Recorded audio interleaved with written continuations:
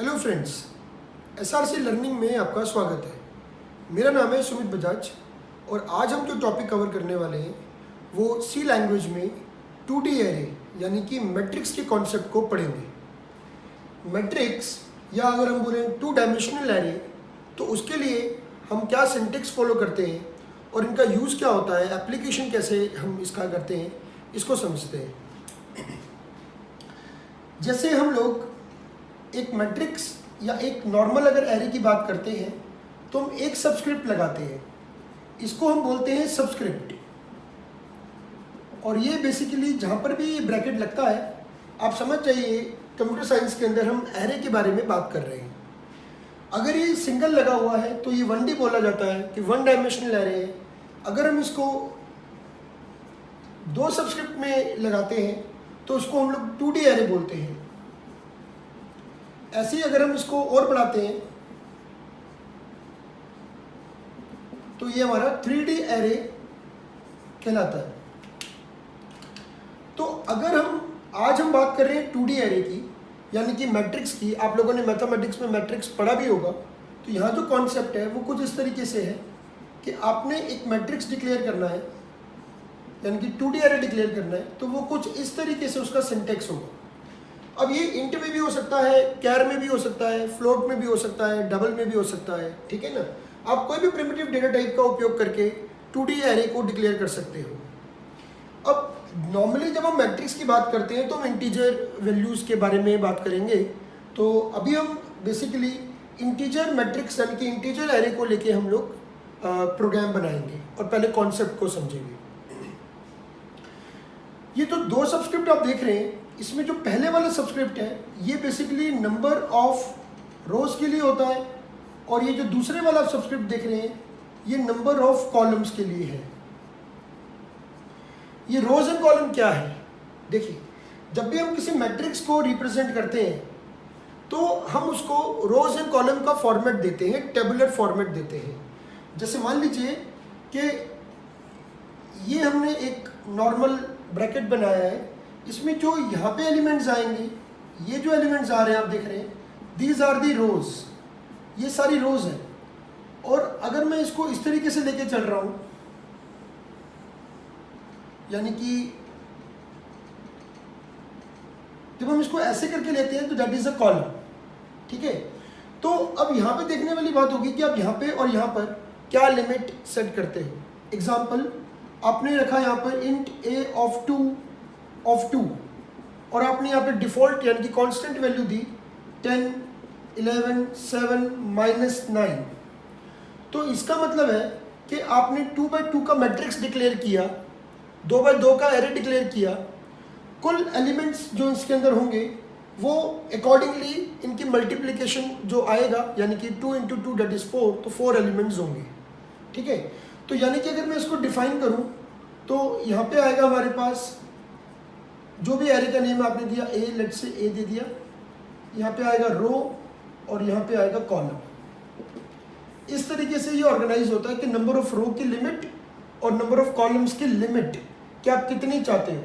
और ध्यान रखिएगा कि ये एरे है और एरे हमारे स्टार्ट होते हैं 0 से, तो जो भी लिमिट आप ले रहे हो, जैसे आपने 3x3 ले लिया तो इसका मतलब होगा कि वो 0 से स्टार्ट होगा और 2 तक जाएगा 3x3 के एरे में, ठीक है।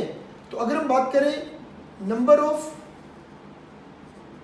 एलिमेंट्स या number of total elements,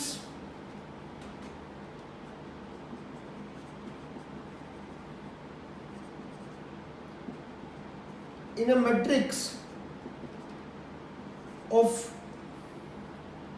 are या इन अ मैट्रिक्स कर लेते हैं, तो वो हमारे पास हमेशा जो भी आपका रो है और जो भी आपका कॉलम है उसके अकॉर्डिंगली आपका टोटल नंबर ऑफ एलिमेंट्स रहता है। तो इनकी 2x2 का मैट्रिक्स है तो आपके कुल 4 एलिमेंट्स होंगे, 2x3 है तो 6 होंगे, 3x2 है तो भी 6 होंगे, 3x3 है तो 9 होंगे। Similarly 4x4, 2x4, 4x2 what ever you may like, तो उसके अकॉर्डिंगली हमारा मैट्रिक्स ऑर्गेनाइज होता है, ठीक है। तो कुल मिला के हमने अभी देखा कि मैट्रिक्स कैसे डिक्लेयर होता है।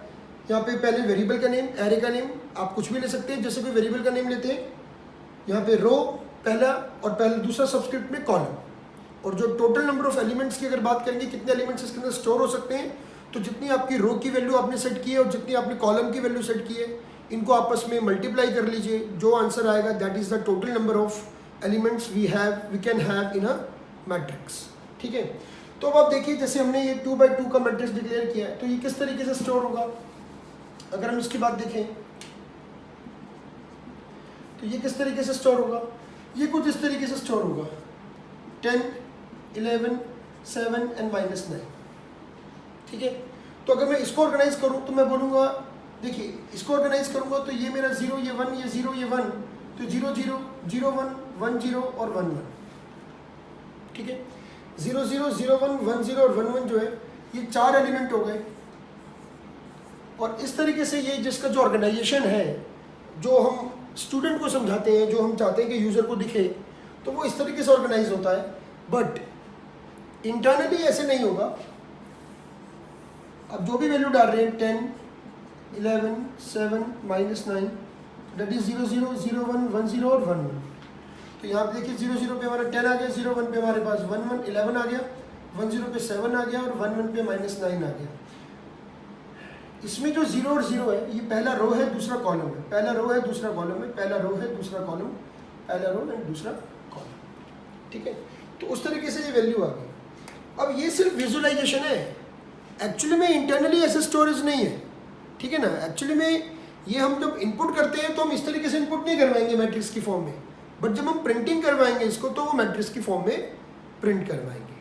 ठीक है, इंटरनल रिप्रेजेंटेशन कैसे होता है इसको मैं आपको आगे समझाऊंगा अगली वीडियोस में, बट अभी हम इसको समझ लेते हैं कि इसका एक्चुअली में इम्प्लीमेंटेशन कैसे होता है। ठीक है, ऑर्गेनाइजेशन अभी हम इसके ऊपर बात नहीं करते, अभी हम बात करते हैं कि हम मैट्रिक्स क्या होता है, उसमें किस तरीके से रोज एंड कॉलम ऑर्गेनाइज होते हैं और उसमें वैल्यूज किस तरीके से स्टोर होती है और फिर उसको प्रिंट कैसे करते हैं, अभी हम इसको देख रहे हैं सिर्फ। तो ऑर्गेनाइज आपको मैट्रिक्स को डिक्लेयर करना आ गया, वेरिएबल नेम, पहले रो फिर कॉलम। आप चाहें तो इसके अंदर कांस्टेंट वैल्यू मतलब कांस्टेंट शुरुआती वैल्यू इनिशियल वैल्यू आप सेट कर सकते हैं या आप इसको इनपुट भी करवा सकते हैं। तो जो भी वैल्यूज आप इसकी कांस्टेंट डिक्लेयर करना चाहते हो या इनिशियल वैल्यू डिक्लेयर करना चाहते हो, डिफाइन करना चाहते हो, तो आप इसको इस तरीके से कर्ली ब्रेसेस में रखोगे और हर एक वैल्यू के बीच में जो सेपरेटर है वो कोमा आएगा। जितनी 4 वैल्यू डालना चाहते हो तो 3 कॉमास आ जाएंगे, 10, 11, 7, 9, -9। ठीक है, इस तरीके से आप इसकी अगर कोई भी वैल्यू रख सकते हैं। एक एक वैल्यू एक एक कोऑर्डिनेट के लिए रखी गई है और इस तरीके से वैल्यू स्टोर होगी। ठीक है, जैसे हमारा एरे हम जानते हैं कॉन्टिन्यूस मेमोरी एलोकेशन होता है, उस तरीके से इसका भी जो एड्रेस होगा वो हमारा कॉन्टिन्यूस मेमोरी एलोकेशन होगा। वो मेमोरी का जो ऑर्गेनाइजेशन इंटरनल स्ट्रक्चर के बारे में हम आगे बात करेंगे, तब मैं बताऊंगा कि अगर इसका एड्रेस 1012 है तो इसका एड्रेस क्या होगा, तो उसका एड्रेस क्या होगा, उसके बारे में हम आगे बात करेंगे। ठीक है, चलिए देखते हैं इम्प्लीमेंटेशन कैसे होता है हमारे मैट्रिक्स का। अगर आप कोई वेरिएबल मैट्रिक्स का हम लेते हैं तो उसका हमें प्रोग्राम बना लो तो हम कैसे बनाते हैं।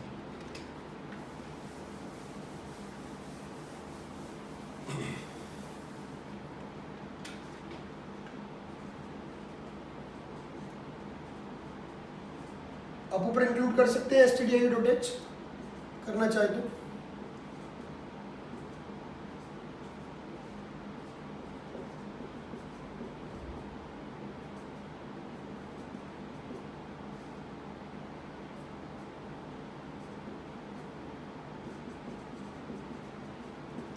अब देखिए हमने क्या किया, x of 2 में 10, 7, -9, 11 स्टोर किया है। तो ये कुछ इस तरीके से स्टोर होगा 10, 7, -9 एंड 11, यानी कि x of 0 0 में 10 स्टोर होगा, x of 0 1 में हमारे पास 7 स्टोर होगा, x of 1 0 में हमारे पास -9 स्टोर होगा, x of 1 1 में हमारे पास 11 स्टोर होगा। ठीक है, इसको मैं ऐसे भी दिखा देता हूँ आपको। 0 1 है, 0 1 है, क्योंकि हमारे एरे 0 से शुरू होते हैं और आपने लिमिट सेट की हुई है 2 की, तो ये जाएगा 0 0 0 1 1 0 और 1 1। ठीक है, दैट इज ऑल सेट कि हमें कोऑर्डिनेट पर चल गया। एक एक इंडेक्स वैल्यू के साथ हम देख रहे हैं x 0 0 ये, 0 1 ये, 1 0 ये और 1 1 ये, तो उसके अकॉर्डिंगली हमारी वैल्यू यहाँ पर सेट हो गई है। अब हमें इसको प्रिंट करना है।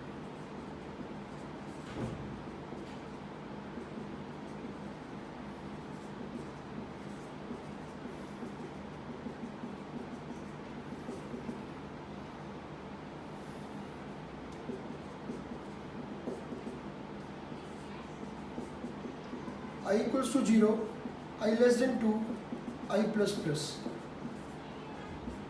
जे equals to 0, J less than 2, J plus plus. ये गेट सी एच प्रोग्राम क्लोज किया नीचे हमने, ठीक है। इसको दोबारा यहाँ पे लिख दूंगा अभी। ये हमने यहाँ पर प्रिंट एफ के बाद ब्रैकेट बंद किया, उसके बाद गेट सी एच, देन प्रोग्राम क्लोज किया। अगर आपको नहीं दिख रहा है यहाँ से तो इसका जो end of the main program है वो यहाँ पे एंड हो रहा है। देखिए ध्यान से देखिएगा, ये पूरे प्रोग्राम के अंदर हमने एक एरे डिक्लेयर किया 2 of 2 का, उसमें हमने 4 एलिमेंट्स को स्टोर किया है, उसमें कुछ रैंडम वैल्यूज दी है।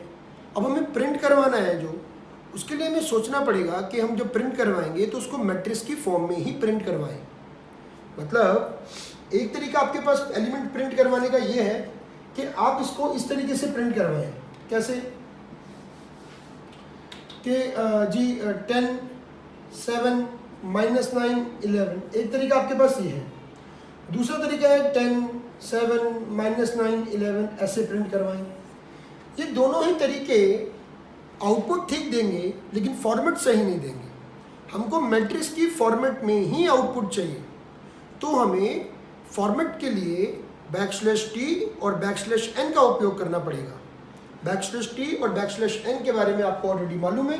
\t for the horizontal tab, जो 5 पॉइंट्स 5 स्पेसेस आगे ले जाता है कर्सर को, और \n यू वेल नोन के न्यू लाइन पे आपको कंट्रोल को ले जाता है, शिफ्ट करता है। तो देखिए हाउ इट वर्क्स। हम मैट्रिक्स की फॉर्म में कैसे प्रिंट करेंगे, हमें ना तो ऐसे चाहिए ना ऐसे चाहिए, ठीक है ना। तो इसको दोनों को हटा देते हैं। ध्यान से समझिएगा कि ये मेरा 0 0 है, ये 0 1 है, ये 1 0 है और ये 1 1 है, ये 0 रो है, ये 1 रो है, 0 कॉलम है, 1 कॉलम है, ये कॉलम है, ये रो है, ठीक है ना। अब इसमें जो 2 लूप लग रहे हैं हमारे, हमने नेस्टिंग ऑफ लूप के लेक्चर्स अटेंड किए हुए हैं। उसमें आपने देखा होगा कि मैंने 2 लूप जब पढ़ाए हैं तो उसमें बताया था कि ऊपर वाला जो पैटर्न, जो बेसिकली पैटर्न वाले क्वेश्चन हमने सी लैंग्वेज के अंदर सीरीज में करे हैं, उसमें ऑलरेडी ये बताई हुई है बात कि जो हमारा जो पहले वाला लूप होता है वो नंबर ऑफ रोज के लिए होता है, दूसरे वाला नंबर ऑफ कॉलम्स के लिए होता है। तो आई रिपीट हेयर अगेन कि जो आई वाला लूप है ये नंबर ऑफ रोज के लिए काम करेगा और ये वाला नंबर ऑफ कॉलम्स के लिए काम करेगा। ध्यान से समझ लीजिए कि पहले वाला लूप नंबर ऑफ रोज के लिए है। इसका तात्पर्य ये हुआ कि आपका जो लिमिट आपने रो में सेट की है तो आपका लूप वहीं तक चलेगा, ये मतलब लेस देन 2, मतलब 2 बार ही चलेगा क्योंकि 0 से शुरू हो रहा है ना, 0 से शुरू हो रहा है। तो अब इसको लेस देन इक्वल टू मत कर दीजिएगा। उसका रीजन है क्योंकि एरे में अगर आपने एरे 2 का डिक्लेयर किया है तो 2 तो कोई 2 का एरे डिक्लेयर करने पे 2 कोई इंडेक्स वैल्यू होती नहीं है, वो 0 से स्टार्ट होता है तो एंड्स विद 1, तो इसलिए लेस देन तक चलेगा, ठीक है ना। तो मुद्दे की बात यह है कि जो आप यहाँ पे वैल्यू सेट कर रहे हैं वो आप यहाँ सेट कर देंगे, ये रो के लिए, ये कॉलम के लिए। अगर आपने 3 बाय 3 का एरे डिक्लेयर किया लेट से, तो यहाँ पे 3 और 3 कर देंगे, यहाँ पे 2 और 3 का किया तो 2 और 3 कर देंगे, 2 रो 3 कॉलम, तो 2 रो 3 बार कॉलम चलना चाहिए तो 3 तक, ठीक है ना। तो जरूरी नहीं है कि ये रो एंड कॉलम इक्वल होंगे, आप इसको अलग भी कर सकते हैं, 2 by 3, 3 by 2, 3 by 3, 4 by 3, 3 by 4, whatever you may like, जैसे आपकी रिक्वायरमेंट है। तो देखिए हम कैसे प्रोसेस कर रहे हैं। आई की वैल्यू 0 है, ये 0 है, 2 से छोटा है, ये छोटा है। जे की वैल्यू कितनी है जी, 0 है, 0 है, 2 से छोटा है, छोटा है। 0 0 प्रिंट कर दो। अब प्रिंट क्या करेगा, 0 0 पे क्या है 10,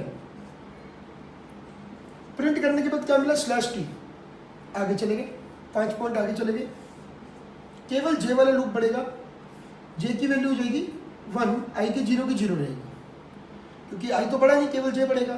जब तक अंदर वाले लूप को पूरा समाप्त नहीं कर लेते तब तक आउटर में नहीं आएंगे। नेस्टिंग ऑफ लूप का rule, I repeat here again, loop के अंदर लूप का मतलब होता है नेस्टिंग ऑफ लूप। जब अंदर वाले लूप में आप एक बार एंटर कर जाते हैं तो आउटर वाला कंडीशन ट्रू है तब अंदर वाले में जाएंगे। एक बार अंदर वाले में एंटर कर गए तो अंदर वाला पूरा घुमाएंगे, पूरा, ठीक है। जब ये पूरा घूम जाएगा तब हम बाहर आएंगे, बीच में बाहर नहीं आ सकते, ठीक है ना। और उसके बाद जब लूप में सेकंड टाइम आएंगे तो अंदर वाला लूप फिर शुरू से शुरू होगा सेकंड टाइम के लिए, ठीक है ना। तो अभी फिलहाल तो जे बड़ा, जे की वैल्यू 1 होगी तो 0 और 1, 0 और 1 पे क्या वैल्यू है, 0 1 पे 7 वैल्यू है। 7 प्रिंट होने के बाद में 5 पॉइंट और आगे चला गया, ऊपर गए, जे की वैल्यू हो गई 2, आई की वैल्यू 0 की 0 रही। अब मेरा 2 से छोटा नहीं है तो लूप कर जाएगा ब्रेक, ब्रेक करने पे बाहर आएगा तो क्या मिलेगा, /n। /n मतलब यहाँ से मैं आ गया 10 के नीचे, और यहाँ से ऊपर गया तो अब आई की वैल्यू कितनी हो जाएगी 1 हो गई, 1 2 से छोटा है, यस। अब अंदर वाला लूप एक बार ही फिनिश करके दोबारा अंदर वाले लूप में री एंटर कर रहे हैं सेकंड टाइम। तो बताया कि जब री एंटर करेंगे तो एरे मेरा लूप मेरा शुरू से शुरू होगा। तो जे की वैल्यू कितनी हो जाएगी 0। तो अब क्या प्रिंट करेगा 10 10 पे क्या वैल्यू है -9 -9 प्रिंट करने के बाद टैब मिलेगा तो ये आगे चला जाएगा। अब फिर वही पुरानी वाली कहानी, जे की वैल्यू हो जाएगी 1 1 2 से छोटा है 1 1 पे क्या वैल्यू प्रिंट करेगा 11 प्रिंट करने के बाद और आगे चला गया क्योंकि स्लैश टी गिवन है। ऊपर गए, जे की वैल्यू कितनी है,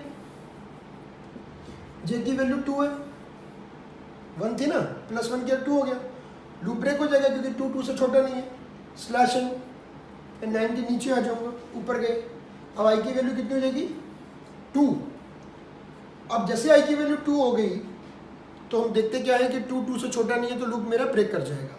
जब ये ब्रेक करेगा तो अंदर वाले चलने का कोई मतलब ही नहीं क्योंकि आउटर हमारा फॉल्स हो गया।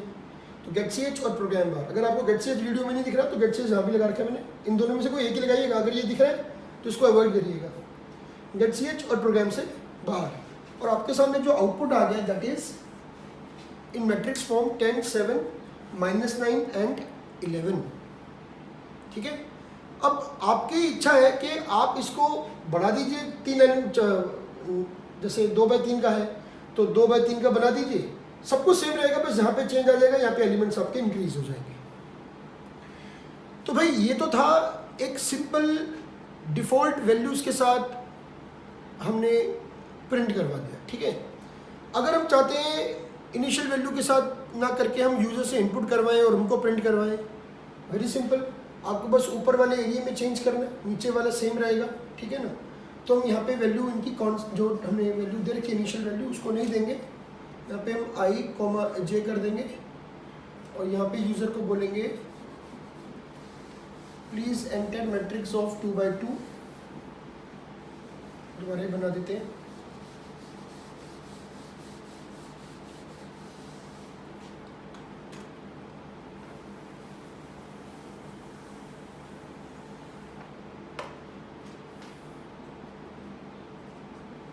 Enter matrix elements 2/2, i equals to 0, i less than 2, i plus plus, j equals to 0, j less than 2, j plus plus, scanf, percentage d, address of x of I of j। ठीक है, अगर यहाँ पे a लेंगे तो यहाँ पे a ले लेंगे, या x लेंगे तो यहाँ x ले लेंगे। ठीक है, नॉर्मली क्या होता है कि हम मैट्रिक्स जब बहुत बारी हम उसको पढ़ाते हैं अगेन अगेन, तो यहाँ पे जनरली हम ज़्यादातर a यूज़ करते हैं। तो कई बार ऐसा होता है कि हम यहाँ पे ऊपर x ले लेते हैं, यहाँ पे हम a ले लेते हैं, कोडिंग करते हुए भी कई बार दिक्कत आती है, तो आप इस बात का ध्यान रखिएगा। तो i equal to 0, i less than 2, i plus plus, j equal to 0, j less than 2, j plus plus, address of x of I of j, और ये हमने यहाँ पे ब्रैकेट क्लोज किया। तो this is the way to take the input from the keyboard at run time in a matrix when you didn't set the value. तो आप यहाँ से यूजर से वैल्यू इनपुट करवा सकते हैं। ठीक है, इसके बाद आपको प्रिंट करवाना है, तो प्रिंट करवाने के लिए तो वही लॉजिक पुराने वाले ही same, matrix elements are I equal to 0, I less than 2, plus plus, j equals to 0, I less than 2, j plus plus, वही सेम लॉजिक प्रिंट करने का, x of I of j, और यहाँ पे हमने स्लैश एन डाल दिया।